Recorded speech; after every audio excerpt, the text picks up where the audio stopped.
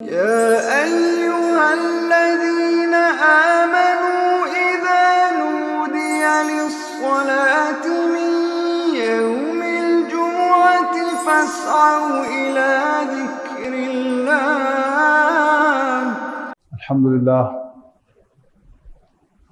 الحمد لله نحمده ونستعينه ونستغفره ونؤمن به ونتوكل عليه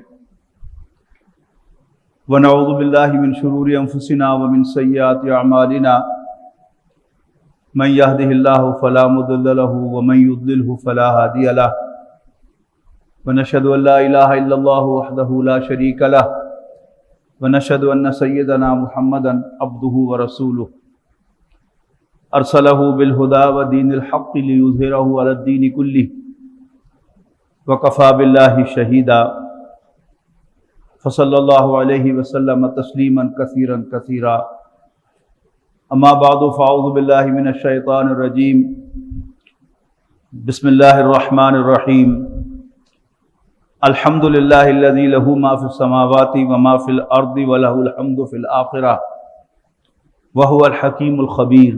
محترم بزرگوں، دوستوں، عزیزوں اور بھائیوں، آپ کو یاد ہوگا کہ ہم قرآن مجید کے ٹیکسٹ سے ڈائریکٹ نصیحت حاصل کرنے کی کوشش ان اجتماعات میں کر رہے ہیں. آج میں نے قرآن مجید کے جس حصے کا انتخاب کیا ہے وہ سورۃ سبا کے پہلے رکوع کی آیات ہیں. بہت سادہ، جس کو تھوڑی سی عربی بھی آتی ہے وہ ان کا ترجمہ سمجھ سکتا ہے، اور اس کو سمجھنے کے لیے کسی تفسیر کی ضرورت بھی پڑے گی. اتنا سادہ اس کا مفہوم اور میسج ہے. بس وہ میسج ریسیو کرنا، وہ میسج اخذ کرنا، یہی نصیحت حاصل کرنا ہے. فرمایا اعوذ باللہ من الشیطان الرجیم الحمدللہ، ساری حمد، ساری تعریف، سارا شکر اللہ کا ہے. حمد کے معنی تعریف کے ہیں، لیکن قرآن مجید کے نازل ہونے سے قبل بھی الحمدللہ کا جو ایکسپریشن ہے یہ عربوں کے ہاں اللہ کا شکر ادا کرنے کے لیے استعمال کیا جاتا تھا. الحمدللہ، اتق اللہ، اس لیے کہ مکے کے کافر، قریش مکہ اللہ تعالیٰ کو خوب جانتے اور پہچانتے تھے، لہذا وہ الحمدللہ بھی کہتے تھے، وہ اتق اللہ بھی کہتے تھے، اللہ سے ڈر. تو الحمدللہ ساری تعریف اللہ کے لیے ہے، اور اسی کے اندر شکر کا مفہوم بھی شامل ہے. کون سا اللہ؟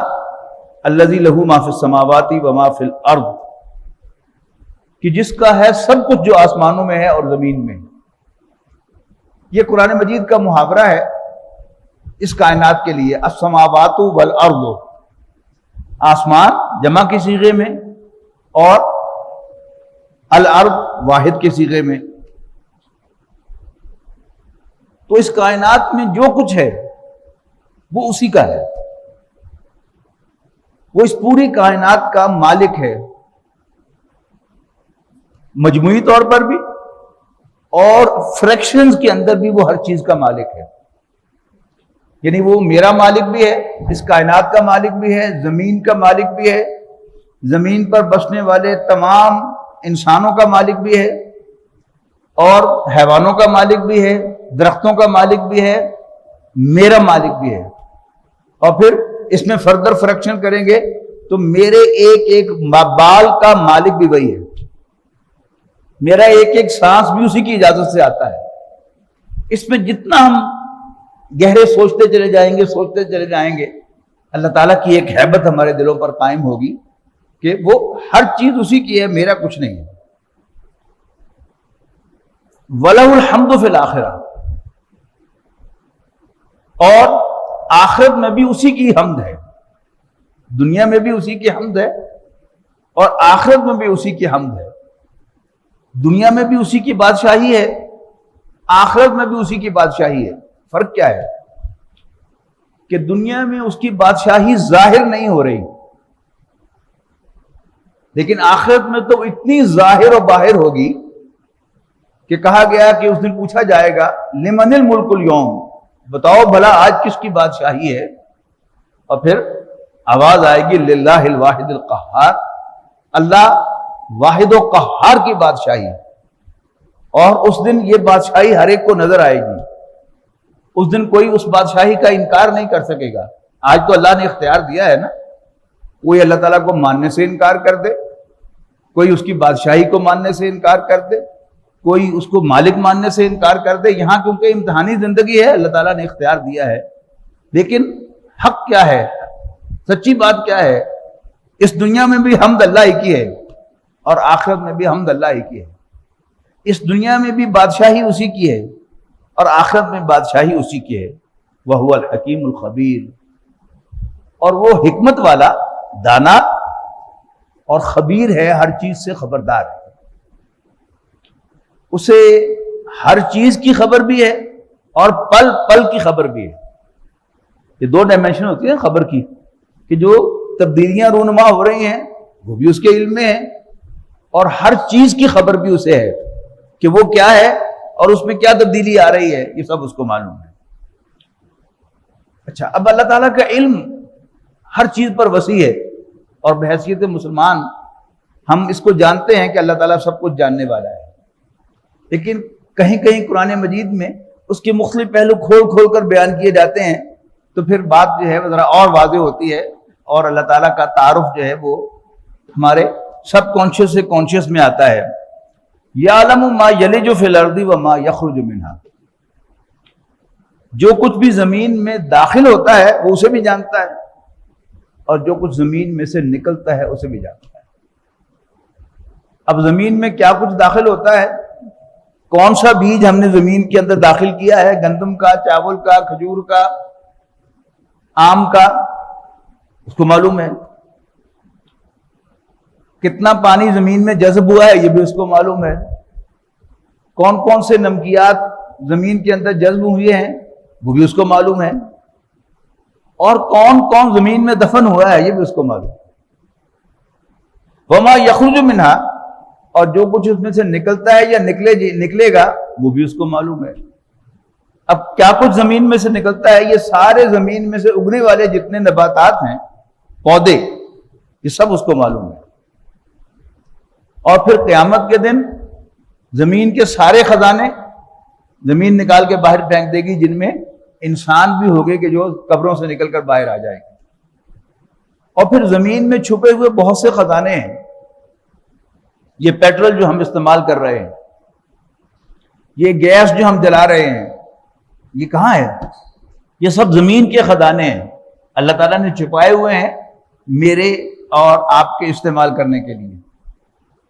ہماری زندگی کا پہیہ آج اسی سے چل رہا ہے، ہماری گاڑیاں، یہاں تک کہ ہماری بجلی جو ہے وہ بھی زمین سے نکلنے والے تیل سے بنائی جا رہی ہے، اور پھر جو پانی زمین میں سے نکل رہا ہے وہ بھی اللہ تعالیٰ کو معلوم ہے۔ تو یعلم ما یلج فی الارض وما یخرج منہا، اللہ تعالیٰ جانتا ہے جو کچھ زمین میں داخل ہوتا ہے اور جو زمین میں سے نکلتا ہے، وما ینزل من السماء وما یعرج فیہا، اور جو کچھ آسمان سے نیچے آتا ہے، نزل ینزل کے معنی نیچے آنا، جو کچھ آسمان سے نیچے آتا ہے، وما یعرج فیہا، اور جو آسمان کی طرف چڑھتا ہے، یعنی اسی علم کو جو ان جنرل اس میں شامل ہے کہ اللہ تعالیٰ ہر چیز کا جاننے والا ہے، لیکن اللہ تعالیٰ ساتھ ساتھ اس کو کھولتا ہے۔ قرآن مجید میں کئی مقامات پر یہ بات جو ہے وہ مختلف انداز سے سامنے آتی ہے، مثلا سورہ حدید میں تو الفاظ بھی یہی ہیں، هو الذی خلق السماوات والارض فی ستۃ ایام، اللہ ہی تو ہے کہ جس نے زمین و آسمان کو 6 دن میں پیدا کیا۔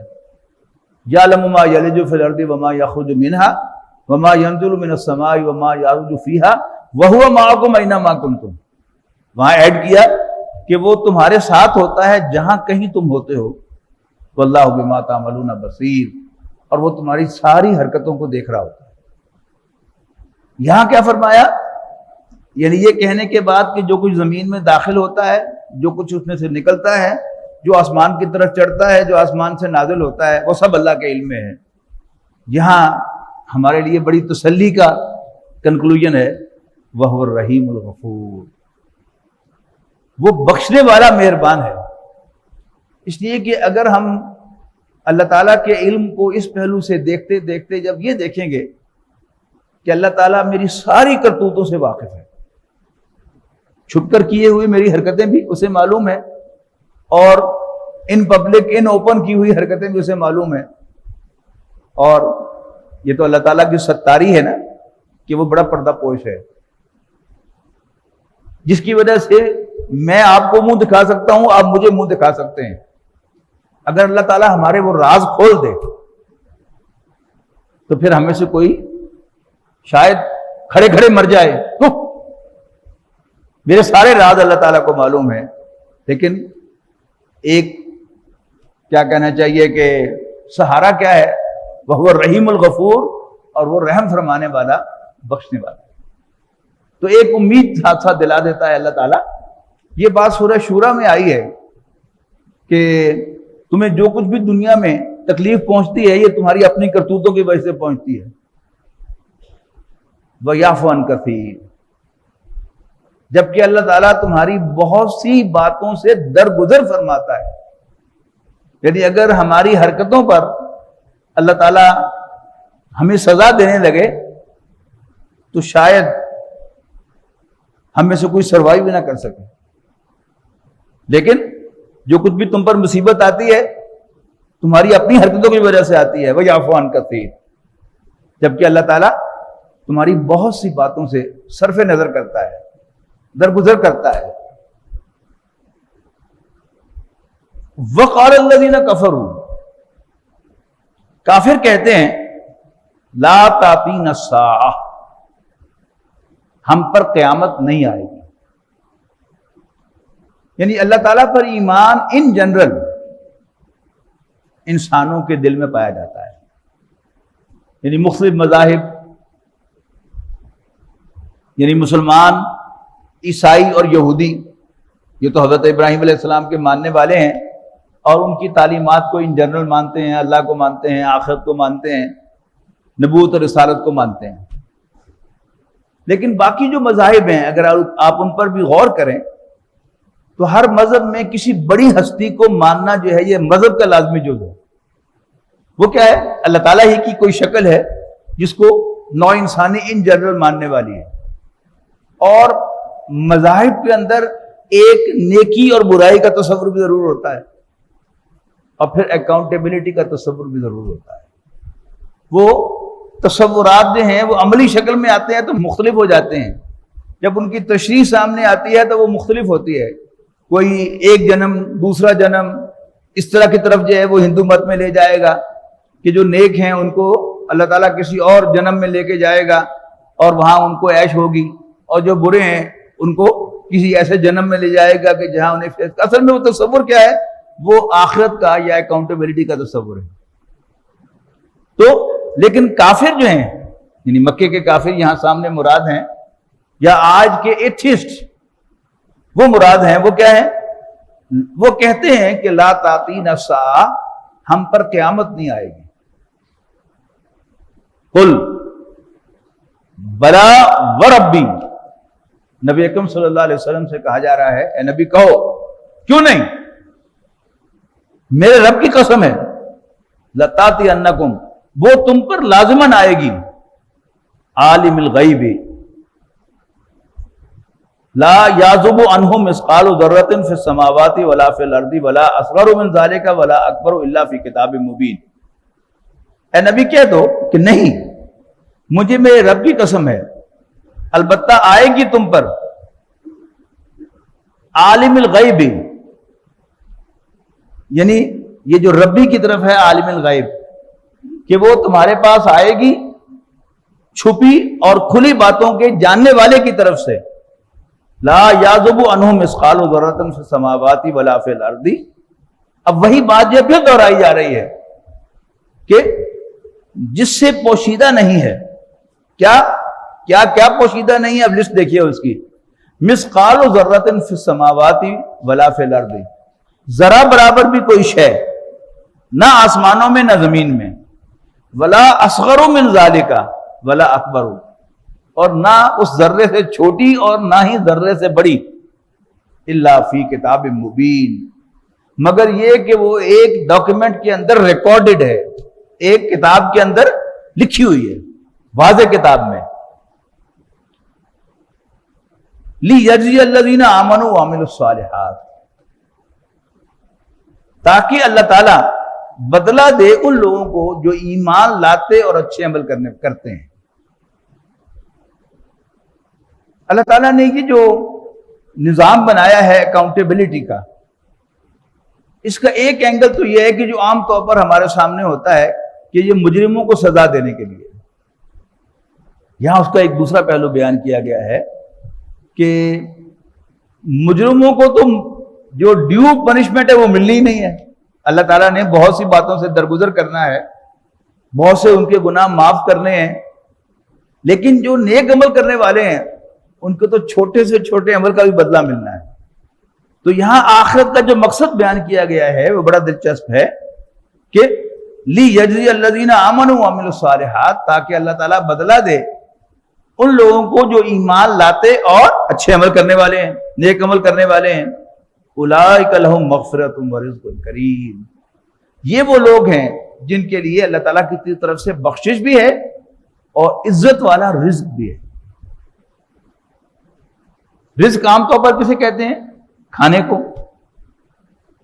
قرآن مجید میں ہے کہ اللہ تعالیٰ تمہیں رزق عطا کرتا ہے، اس عام ترجمہ آپ دیکھیں گے رزق کے لفظی معنی جو ہے وہ عطا کے ہیں، بیسٹو کرنے کے ہیں، لیکن عام طور پر ترجمہ آپ دیکھیں گے کہ اللہ تعالیٰ کھلاتا ہے.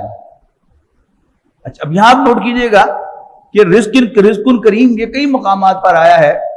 رزق کریم کہ کھانا ایک ہی گھر کے اندر گھر کے مالک بھی کھا رہے ہوتے ہیں اور گھر کے ملازم بھی کھا رہے ہوتے ہیں، اور گھر کے پیٹ بھی کھا رہے ہوتے ہیں، کتا بھی کھا رہا ہوتا ہے، بلی بھی کھا رہی ہوتی ہے، اور کوئی جانور پلے ہوئے ہیں گھر میں تو وہ بھی کھا رہے ہوتے ہیں. لیکن جو گھر کے مالک ہوتے ہیں وہ عزت کے ساتھ کھا رہے ہوتے ہیں، وہ دسترخوان پر بیٹھ کے، میز کرسی پر بیٹھ کے عزت کے ساتھ کھا رہے ہوتے ہیں، اور جو ملازم ہیں وہ بھی کھانا کھا رہے ہوتے ہیں، لیکن بڑا فرق نظر آتا ہے کہ یہ عزت کے ساتھ کھا رہے ہیں اور یہ ذرا گھٹیا لیول پر بیٹھ کے کھا رہے ہیں، اور کتے کو یوں کر کے پھینک دی جاتی ہے روٹی. تو رزق سب کو مل رہا ہے، کسی کو عزت کے ساتھ ملتا ہے اور کسی کو ذلت کے ساتھ ملتا ہے. تو اہل جنت کے رزق کا بار بار تذکرہ ہے کہ وَلَهُمْ رِزْقٌ كَرِيمٌ وَلَهُمْ أَجْرٌ كَرِيمٌ، ان کے لیے عزت والا اجر ہوگا، ان کے لیے عزت والی روزی ہوگی. وَالَّذِينَ سَعُوا فِي آيَاتِنَا، اور وہ لوگ جو ہماری آیتوں کو، ہماری نشانیوں کو نیچا دکھانے کے لیے دوڑ دھوپ کرتے ہیں. یہ کون لوگ ہیں؟ آج بھی یہ بہت بڑا گروہ ہے. یہ کون ہے؟ یہ دانشوروں کا گروہ ہے، یہ مافیا ہے اشرافیہ کا، سو کارڈ اشرافیہ کا مافیا. ان کا کام کیا ہے؟ دین کو نیچا دکھانا. اخباری کالموں کے اندر خاص طور پر جو انگلش پریس ہے، کیونکہ عام جو دیندار طبقہ ہے وہ انگریزی پریس نہیں پڑھتا، لہذا ان کو پوچھنے والا کوئی نہیں ہے. اگر اردو پریس میں کوئی ایسی بات آئے گی تو اس کو کوئی مولوی بھی پڑھے گا، کوئی دیندار آدمی بھی پڑھے گا، تو اس سے وہ ڈرتے ہیں. لہذا انگریزی پریس میں وہ کھل کر دین کا مذاق اڑاتے ہیں، دین کی بنیادی باتوں پر تنقیدیں کرتے ہیں. آج بھی موجود ہے. تو والذین سعوا فی آیاتنا، وہ لوگ کہ جو ہماری آیات کو نیچا دکھانے کے لیے، ان کو ہرانے کے لیے دوڑ دھوپ کرتے ہیں. اولئک لہم عذاب من رجز علیم، یہ ہیں کہ ان کے لیے بڑا دردناک عذاب ہے. وَيَرَى الَّذِينَ أُوتُوا الْعِلْمَ، اور دیکھ لیں علم والے. علم کے اصل معنی جو ہے وہ جاننے کے ہیں. علم یعلم کے معنی ہے جاننا. عالم جب جس اسم کے طور پہ آتا ہے تو یہ ہے زیادہ جاننے والا، اور جب عالم و ورب کے طور پہ آتا ہے تو اس کا مطلب ہے میں جانتا ہوں. تو وَيَرَى الَّذِينَ أُوتُوا الْعِلْمَ الَّذِي أُنزِلَ إِلَيْكَ مِن رَّبِّكَ هُوَ الْحَقُّ، اور دیکھیں گے علم والے سمجھدار لوگ جن کے پاس علم ہے، صرف ڈگری نہیں، علم. کس چیز کو دیکھیں گے؟ الذی انزل الیک من ربک، اے نبی جو آپ کی طرف نازل کیا گیا ہے آپ کے رب کی طرف سے. تو وہ کیا پہچانیں گے اس کو؟ هو الحق، کہ وہ حق ہے، وہ درست ہے، سچا ہے. اور یہ بھی جان لیں گے وَيَهْدِي إِلَى صِرَاطِ الْعَزِيزِ الْحَمِيدِ، اور وہ ڈائریکٹ کرتا ہے کس کی طرف؟ عزیز و حمید کے راستے کی طرف. قرآن مجید میں کئی جگہوں پر یہ دو نام اکٹھے آئے ہیں، العزیز الحمید. العزیز الحکیم بھی آیا ہے کئی جگہوں پر، اور کچھ جگہوں پر العزیز الحمید بھی آیا ہے. بالا دست تعریف کے لائق. اکثر آیا ہے العزیز الحکیم، بالا دست حکمت والا. یعنی اللہ تعالیٰ بالا دست تو ہے، آل مائٹی تو ہے، لیکن اس نے انسانوں کو لبرٹی دے رکھی ہے کہ وہ چاہیں تو اللہ تعالیٰ کی نافرمانی کریں، چاہیں تو اللہ تعالیٰ کا انکار کر دیں، چاہے تو اس کے ساتھ شرک کریں. فوری طور پر انہیں پکڑتا نہیں ہے، وارننگ دیتا رہتا ہے. پکڑتا کب ہے؟ جب اس کی حکمت کا تقاضا ہوتا ہے، اس کی دانائی کا تقاضا ہوتا ہے، اس کے سینسیبل ہونے کا تقاضا ہے کہ اب وہ لمٹ آ گئی ہے کہ پکڑ لیا جائے، تب وہ پکڑتا ہے، ورنہ وہ رسی دراز کرتا رہتا ہے، رسی دراز کرتا رہتا ہے. یہ جو صراط الحمید ہے، عزیز الحمید، وہ بالا دست ہے اور تعریف کے لائق ہے. یہ تعریف کیا گیا ہے کہ کوئی اس کو آج نہیں مانتا تو کل مان لے گا، اس کی تعریف کرے گا، اس کی حمد کرے گا کہ وہ بالا دست ہے. جیسا کہ میں نے شروع میں عرض کیا کہ بادشاہی تو آج بھی اللہ ہی کی ہے، آج بھی وہ آل مائٹی ہے، لیکن آج اس کا مائٹ جو ہے وہ ظاہر نہیں ہو رہا. بہت سے فرعون ہر دور میں ہوتے ہیں، بہت سے عام انسان بھی ایسے ہیں جو اللہ کے باغی ہوتے ہیں، بہت سے صاحب حیثیت لوگ جن پر اللہ تعالیٰ زیادہ عنایتیں کرتا ہے دنیا میں، وہ اللہ کے ناشکرے اور باغی ہوتے ہیں. لیکن قیامت کے دن یہ چیز ظاہر ہو جائے گی.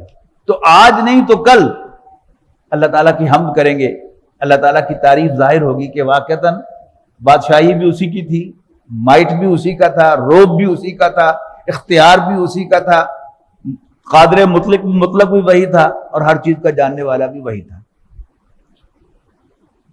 وَقَالَ الَّذِينَ كَفَرُوا، البتہ کافر کہتے ہیں، هَلْ نَدُلُّكُمْ عَلَى رَجُلٍ، کیا ہم تمہیں ایک ایسے شخص کے بارے میں بتائیں، يُنَبِّئُكُمْ، جو تمہیں بتاتا ہے،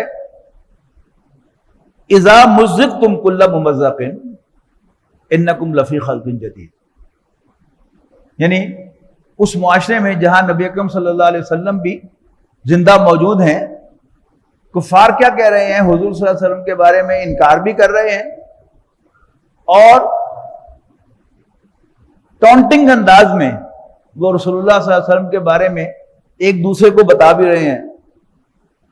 تن پتہ ایک بندہ ہے جڑا کہتا ہے مر کے بعد دوبارہ زندہ ہو جاؤ گے، کہیں ٹونٹنگ انداز میں، ایک دوسرا ٹونٹ کرنے کا انداز. اگے کبھی سنیا تھی؟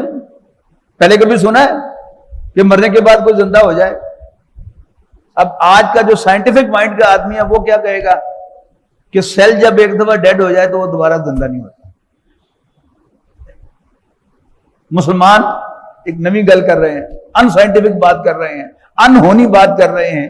یہ سب کیا ہے؟ یہ ایک ہی چیز ہے کہ کافر کہتے ہیں حل ندلکم، کیا ہم تمہیں بتائیں، الا رجلن ایک ایسے شخص کے بارے میں، ینبئکم جو تمہیں بتاتا ہے کہ اذا مزقتم، کہ جب تم ریزہ ریزہ ہو جاؤ گے، کل ممزق، بالکل ٹکڑے ٹکڑے،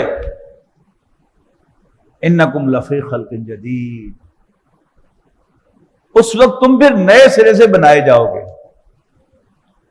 افترا علی اللہ کذبا، یہ اللہ پر جھوٹ باندھ رہا ہے. ام بہ جنۃ، یا اس کی مت ماری گئی ہے، یا اس پر جنوں کا سایہ ہو گیا ہے. اچھا اب اس بات کو تھوڑا سا آپ غور کریں کہ کسی سیانے آدمی کو پاگل کہنے کے لیے آپ کو کچھ نہ کچھ تمہید بنانی پڑتی ہے. پاگل آدمی، اس کی گفتگو، اس کی حرکتیں پاگلوں والی ہوتی ہیں، کسی کو بتانے کی ضرورت نہیں ہوتی ہے پاگل ہے. اب نبی اکرم صلی اللہ علیہ وسلم سب کو نظر آ رہے ہیں کہ یہ بڑے سینسیبل آدمی ہیں، بڑے بااخلاق ہیں، کام کی باتیں کرتے ہیں، بیکار باتیں نہیں کرتے. اچھا اب کفار جو ہیں وہ انہوں نے انکار کرنا ہے رسول اللہ صلی اللہ علیہ وسلم کی اس بات کا کہ قیامت آئے گی. اس کے لیے کیا کہیں گے کہ بڑی ان سائنٹیفک بات کہہ رہا ہے. اب ایک سٹیپ اور آگے، ان لاجیکل بات کہہ رہا ہے. اب ان لاجیکل کا دوسرا ترجمہ کیا ہوتا ہے؟ ہی از ٹاکنگ نان سینس.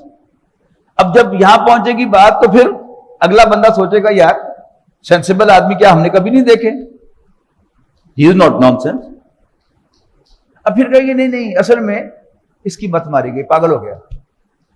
اب سیانے سے سیانا آدمی، ذہین سے ذہین آدمی، اگر وہ اس کا دماغ خراب ہو جائے گا وہ الٹی سیدھی باتیں کر سکتا ہے. اب اس کا ایک گراؤنڈ بنا رہے ہیں کہ شاید اس کا دماغ خراب ہو جائے. پھر اس سے اگلی بات کہ معلوم ہوتا ہے کہ جنوں کا سایہ ہو گیا اس کے اوپر. جب جنات کا سایہ ہو جاتا ہے کسی پر تو وہ بہکی بہکی باتیں کرتا ہے، الٹی سیدھی ہانکتا ہے، یا دماغ خراب ہو جائے تب بھی وہ الٹی سیدھی باتیں کرتا ہے. تو اب اصل میں نبی اکرم صلی اللہ علیہ وسلم چونکہ ایک زندہ انسان کی حیثیت سے مکہ مکرمہ میں موجود ہیں، اب ان کو کوئی بات کہنے کو مل نہیں رہی. اصل میں کیا ہے؟ آخرت کا انہوں نے انکار کرنا ہے. تو کبھی حضور صلی اللہ علیہ وسلم کو پاگل کہیں گے، کبھی جنات آصف زدہ کہیں گے، کبھی کہیں گے کہ نہیں نہیں یہ تو ہو ہی نہیں سکتا کبھی. جیسے سورۃ قاف میں ہے نا کہ قاف والقرآن المجید، قاف قرآن مجید کی قسم ہے، بل عجبوا ان جاءہم منذر منہم، لیکن انہیں تعجب ہے اس بات پر کہ کوئی خبردار کرنے والا انہی میں سے ان کے پاس آ گیا ہے. وقال الکافرون ھذا شیء عجیب، اور کافر کہتے ہیں یہ تو بڑی عجیب بات ہے. اذا متنا وکنا ترابا، کیا بھلا جب ہم مر جائیں گے اور مٹی ہو جائیں گے. اور یہ مکی صورتوں کا جو ابتدائی مکی صورتیں ان کا مخصوص انداز ہے کہ اس میں بہت سی باتیں جو ہیں وہ کنایے سے ہوتی ہیں. بس یہاں پر جملہ ختم ہو گیا کہ اذا متنا وکنا ترابا، اگلا جملہ کیا ہونا تھا؟ ہم نئے سرے سے اٹھائے جائیں گے. اس کو گول کر کے اشارے میں ذالک رجل بعید، یہ تو بہت دور سے لوٹ کر آنا ہوگا.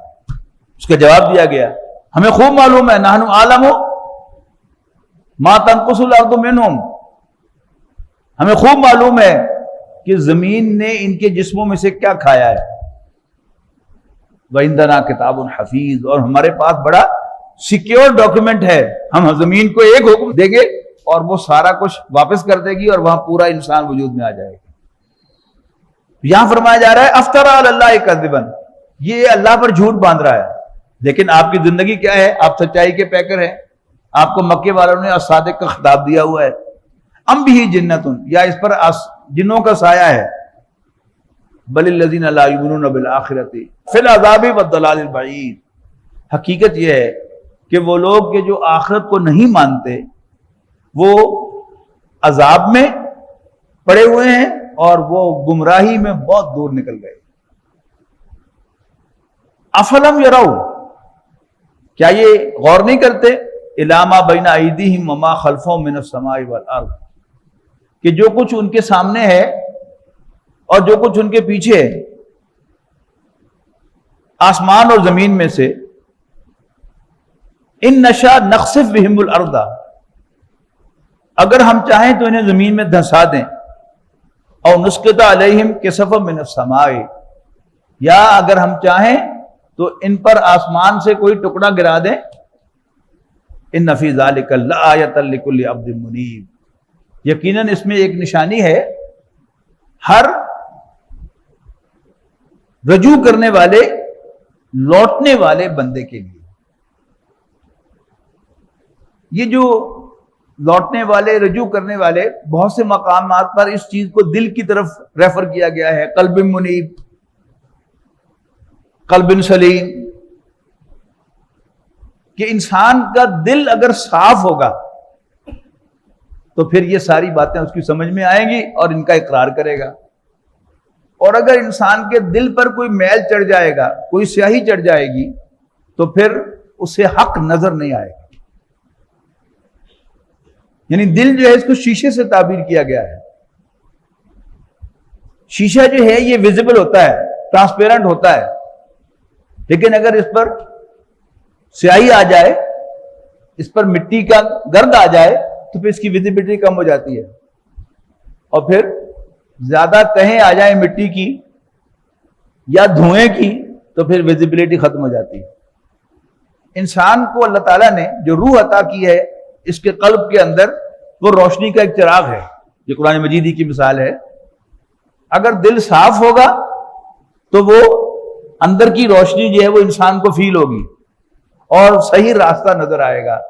اور اگر دل میلا ہو جائے گا تو پھر انسان کو وہ حقائق جو ہیں وہ نظر نہیں آتے. تو یہاں پر فرمایا، ساری بات کہنے کے بعد کنکلوڈ کیا کہ ان فی ذلک لآیۃ، یقیناً اس میں ایک نشانی ہے. کس کے لیے؟ لکل عبد منیب، ہر رجوع کرنے والے بندے کے لیے. یہ رجوع کرنے والا اور رجوع نہ کرنے والا بڑا سمپل سا ہے کہ ہم میں سے ہر شخص جو ہے اس سے غلطی ہوتی ہے، لیکن جس کا دل صاف ہوگا وہ غلطی کا اعتراف کرے گا، سوری غلطی ہو گئی.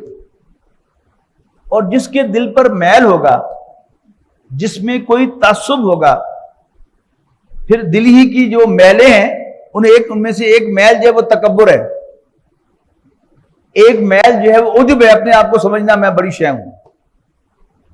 اب اس کو رجوع کرنے میں، معافی مانگنے میں، سوری کہنے میں بڑی دقت ہوگی. بڑا سمپل سا معاملہ ہے کہ غلطی مجھ سے ہوئی ہے اور میں سوری کر لوں، زیادتی مجھ سے ہوئی ہے، جس پر زیادتی ہوئی ہے میں اس سے معافی مانگ لوں. یہ بڑا آسان راستہ ہے. اس سے انسان کے لیے اللہ تعالیٰ دروازے کھولتا ہے ہدایت کے. میں نے زیادتی کی، میرے دل پر کچھ سیاہی آئی، میں نے معافی مانگ لی، وہ سیاہی دھل گئی، پھر راستہ نظر آنا شروع ہو جائے گا. پھر غلطی ہوئی، پھر میں نے معافی مانگ لی، میرے لیے راستہ کھلا رہے گا. اور اگر میں نے معافی مانگنے کے بعد نہ صرف یہ کہ معافی نہیں مانگی، اپنے جرم کا اعتراف نہیں کیا، الٹا میں نے اپنے آپ کو صحیح ثابت کرنے کی کوشش کی، تو پھر اس پر کئی ردے چڑھ جائیں گے میل کے، سیاہی کے، اور پھر انسان کے لیے پھر راستہ تنگ ہوتے ہوتے ہوتے بند ہو جائے گا. اللہ تعالیٰ کہے گا کہ اگر تمہیں ہدایت نہیں چاہیے تو پھر دفع ہو جاؤ. اور جب اللہ تعالیٰ کسی کو کہتا ہے دفع ہو جاؤ تو پھر اسے کبھی ہدایت نہیں مل سکتی. ہم میں سے کوئی نبی اکرم صلی اللہ علیہ وسلم کے بعد نہ نبی آئے گا نہ معصوم ہوگا. ہم سے غلطیاں بھی ہوں گی، ہمارے کام میں کمی کوتاہیاں بھی رہیں گی، لیکن اگر ہم ایک روش اختیار کر لیں، معافی مانگنا، غلطی ہو گئی معافی مانگ لی. اور یہ سبق جو ہے بڑا بنیادی سبق ہے. پہلے انسان حضرت آدم علیہ السلام تھے، اور اللہ تعالیٰ نے ان کو آزمائشی طور پر اپنی بیوی کے ساتھ جنت میں رہنے کو کہا، اور ان سے کہا کہ تم نے بس جہاں مرضی آؤ جاؤ کھاؤ پیو، لیکن اس درخت کے قریب نہیں جانا. اس سے پہلے جب اللہ تعالیٰ نے حکم دیا فرشتوں کو سجدہ کرنے کو، کیونکہ فرشتوں کے ساتھ ہی ابلیس بھی شامل تھا، عزازیل بھی شامل تھا، اس نے سجدہ نہیں کیا، باقی سب فرشتوں نے سجدہ کر لیا. تو اللہ تعالیٰ نے جواب طلبی کی کہ جب میں تیرا رب ہوں اور میں نے حکم دیا تھا کہ آدم کو سجدہ کرو، تو تمہیں سجدہ کرنے سے کس چیز نے روکا؟ اس نے آرگو کیا، انا خیر منہ، میں اس سے بہتر ہوں، تو نے مجھے آگ سے پیدا کیا، اسے مٹی سے پیدا کیا، میرا اس کو سجدہ کرنا نہیں بنتا۔ آرگومنٹ، حکم کے آگے یاد رکھیے گا آرگومنٹ نہیں ہوتا۔ جس کو مالک مان لیا جائے اس کے سامنے سر تسلیم خم کیا جاتا ہے، اس کا حکم مانا جاتا ہے۔ تو اس نے الٹا نہ صرف یہ کہ سوری نہیں کہا بلکہ آرگو کیا کہ آپ کا حکم ہی غلط تھا، آپ کا حکم صحیح ہوتا تو میں مانتا۔ اسی طرح شیطان کو اللہ تعالیٰ نے ایکسیس دی اس کی ریکویسٹ پر، اور اس نے آدم و حوا کو قائل کر لیا کہ چلو کھانا نہیں تو چکھ لو اس میں سے۔ اور شوگر کے مریض جانتے ہیں کہ میٹھے سے پرہیز وہ اس وقت تک کر سکتے ہیں جب تک میٹھے کو ہاتھ نہ لگائیں، اور اگر انہوں نے چکھ لیا اور وہ مزیدار نکلا تو پھر وہ 1 چمچ اور لے لیں گے، پھر خیال آئے گا کہ نہیں سنت 3 چمچ کھانا ہے تو وہ 3را چمچ بھی لے لیں گے، پھر غیر ارادی طور پر 4تھا بھی لے لیں گے، پھر کہیں گے چلو کوئی نہیں انسولین تھوڑی سی زیادہ لا لیں گے، اور عام آدمی سے زیادہ وہ میٹھا کھائیں گے۔ تو وہی ہوا کہ جب انہوں نے اس میں سے چکھا تو پھر وہ کھائے بغیر رہ نہیں سکے۔ اب اللہ تعالیٰ نے ان کی جواب طلبی کی دونوں کی، جو آدم و حوا، کیا میں تمہیں اس درخت کے پاس جانے سے منع نہیں کیا تھا اور تمہیں کہا نہیں تھا کہ شیطان تمہارا کھلا دشمن ہے؟ اب وہ بھی کہہ سکتے تھے کہ شیطان نے ہمیں سب بتا دیا ہے کہ تو نے ہمیں زمین کے لیے پیدا کیا ہے اور تو بہانے سے ہمیں نکالنا چاہتا ہے، ٹھیک ہے نکال دے ہمیں۔ انہوں نے کیا کیا؟ معافی مانگی، ربنا ظلمنا انفسنا وان لم تغفر لنا وترحمنا لنکونن من الخاسرین۔ اللہ خیر سر، بڑی چھوٹی سی بات ہے، انسان اس کی عادت ڈال لے تو پھر یہ آسان ہوتی چلی جاتی ہے، معافی مانگنا آسان ہوتا چلا جاتا ہے۔ اور اگر انسان معافی مانگنے کو اوائڈ کرے تو پھر اگلی دفعہ معافی مانگنا اور زیادہ مشکل ہو جاتا ہے، پھر تیسری مرتبہ اور زیادہ مشکل ہو جاتا ہے، اور پھر سٹیج آتی ہے کہ پھر دنیا ادھر کی ادھر ہو جائے، انسان اپنی غلطی کو تسلیم نہیں کرتا، سوری نہیں کہتا۔ اللہ تعالیٰ سے دعا ہے کہ اللہ تعالیٰ ہم پر خاص عنایت فرمائے اور ہمیں اپنی غلطیوں پر معافی مانگنے کی توفیق عطا فرمائے۔